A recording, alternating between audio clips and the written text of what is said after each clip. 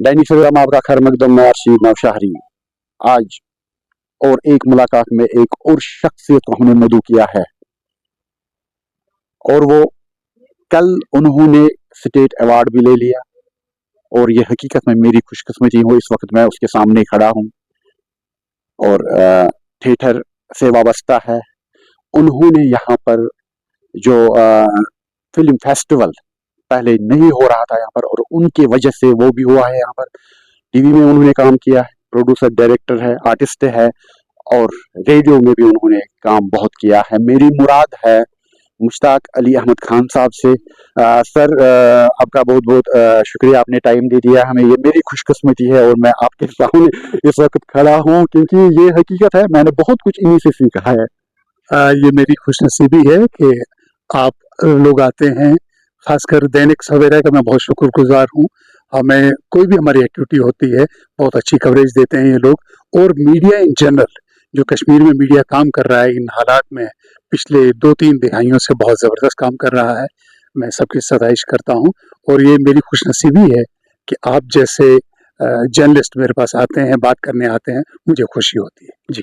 Sir, कल पहले हम बात करेंगे, कल आपको स्टेट अवार्ड से नवाजा गया। थोड़ी सी हमारी नाजरीन को उसके बारे में बताइए।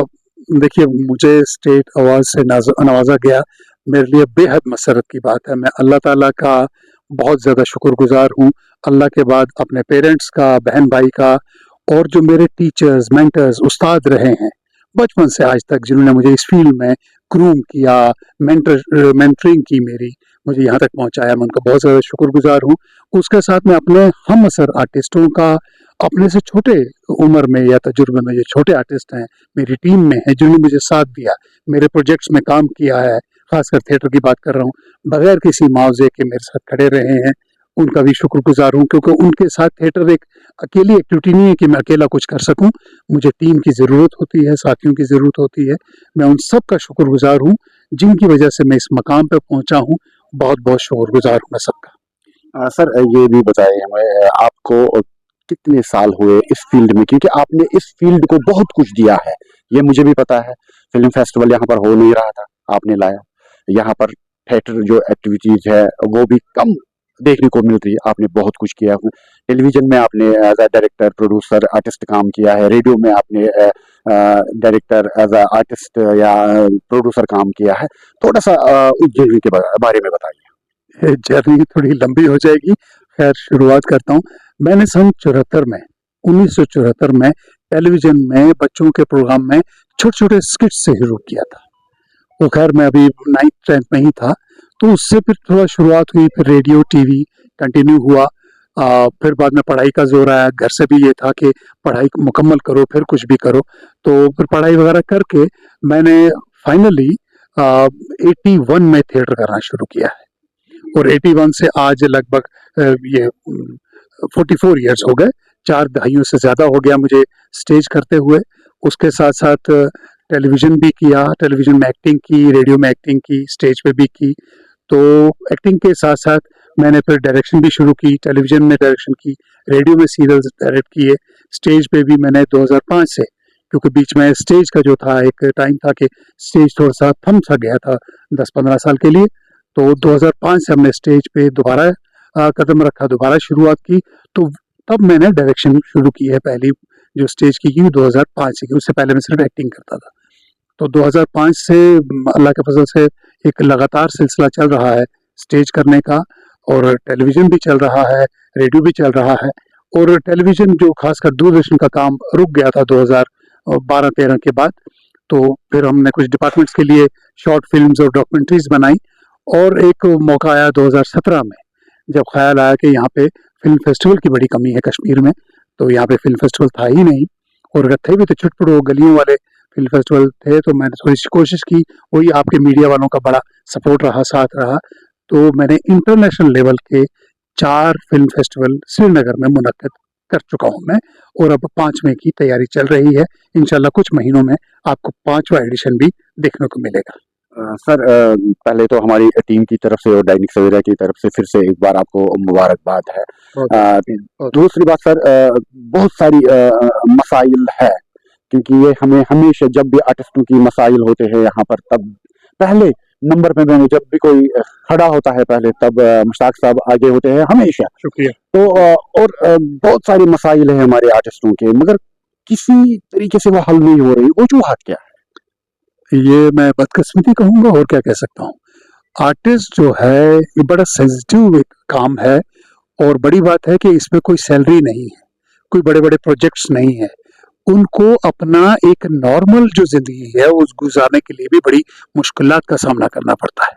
मैं कहता हूँ एक लेविश लाइफ नहीं, कम से कम एक मिडिल क्लास लाइफ तो एक आर्टिस्ट हक रखता है जीने का, उसकी भी उनकी हालत नहीं होती है। उनकी इनकम बहुत कम होती है, कितनी होती है मैं बता नहीं सकता, मीडिया पे शर्म की बात है।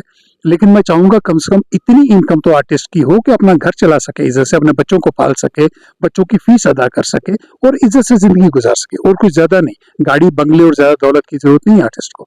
उसको एक नॉर्मल जिंदगी गुजारने के लिए उतना तो चाहिए। और उसमें हमारा जो थिएटर है या कोई भी चाहे वीडियो हम करते हैं प्राइवेटली, जब तक उसमें दूरदर्शन का साथ नहीं था या गवर्नमेंट का कोई स्कीम या फंडिंग ना रहे, तो वो उसका सस्टेन करना बड़ा मुश्किल है। थिएटर में तो इनकम है ही नहीं, जेब से पैसा निकाल के इंसान काम करता है, शौकिया है बस। तो इसी तरह से यहाँ की कल्चरल एकेडमी है, प्ले कराती है और इतने कम पैसे प्रोडक्शन कॉस्ट के मिलते हैं, तो यकीन मानिए हमारा उस हॉल का किराया, महीने भर अगर हमने रिहर्सल की है, वो चाय पानी जो पीते हैं उसका खर्चा, कास्ट्यूम मेकअप सेट का वो खर्चा भी पूरा नहीं होता उस अमाउंट में। मैं अमाउंट नहीं बताऊंगा फिर से, क्योंकि अमाउंट बताने में शर्म आती है। लेकिन इतना तो हो कम से कम, एक आर्टिस्ट को महीने की रिहर्सल का 5,000 तो मिले, उसको 5,000 भी नहीं मिलता है। ये एकेडमी की बात हो या टेलीविजन की तो बात क्या करें, वहां तो काम है ही नहीं अभी, रेडियो भी ठप है। ये मुझे बताइए कि आर्टिस्ट करेगा तो किसके लिए करेगा, उसको फंडिंग कहाँ से मिलेगी, कहाँ से काम करेगा। कुछ सेंटर से स्कीम्स आती हैं, लेकिन वो भी इक्का दुक्का ग्रुप्स हैं जिनको कुछ मिलता है, और वो भी इतना काफी नहीं है कि उनकी लाइफ एक इज्जत वाली लाइफ चल सके। तो आर्टिस्ट का काम करना कश्मीर में, JNK में बहुत मुश्किल है। वो कहते हैं ना कि पत्थर के चने चबाने के बराबर है। सर, आर्टिस्ट इस वक्त, ये हकीकत है, काम तो कुछ नहीं है, मगर एकजुट होके वो बात करने के लिए क्यों तैयार नहीं है? उसमें क्या वजूहत है? हाँ, बहुत अच्छा पॉइंट। हमने कई बार कोशिश की, हमने 1-2 बार यहाँ पे मुत्तहद होके काम किया था कि एक एसोसिएशन सी यूनियन जैसी बनाई जाए, ताकि अपने जो मसाइल हैं उनको आगे एडमिनिस्ट्रेशन या गवर्नमेंट के सामने पेश किया जाए। लेकिन कुछ वो हमारी ही कमजोरी रही कि वो नहीं चल पाया। लेकिन कोशिशें बदस्तूर जारी हैं, हमने छोड़ा नहीं है, फिर एक कोशिश जारी है। हो सकता है कुछ महीने भर में या 2-3 महीने में आपको उसका नतीजा देखने को मिले। और कुछ सिंसियर लोग हैं इसमें, ऐसा नहीं है कि सब, लेकिन वो सिंसियरिटी में थोड़ी और ताकत चाहिए ताकि कुछ अच्छा कर सके अपनी जात के लिए, ना सही कम से कम एक कम्युनिटी जो आर्टिस्ट बरादरी है उसके लिए अच्छा होगा तो सबका अच्छा होगा, आपका भी होगा, मेरा भी होगा, तो तीसरे का भी होगा। तो कोशिश जारी है। सर, लास्ट पे एक कि जो हमारे नाजरीन देख रहे हैं उनके लिए, क्योंकि हमारी जो यूथ है यहाँ, यंग जनरेशन है, वो ड्रग के ओर ज्यादा माइल हो रही है और तबाही के दहाने के तक पहुंच गए वो।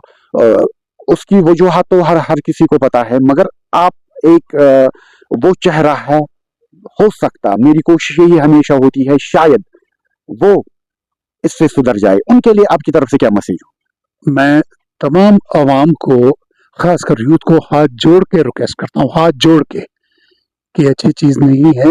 इस ड्रग से जो नौजवान नहीं, फैमिलीज नहीं, पूरी कौम की कौम बर्बाद हो सकती है।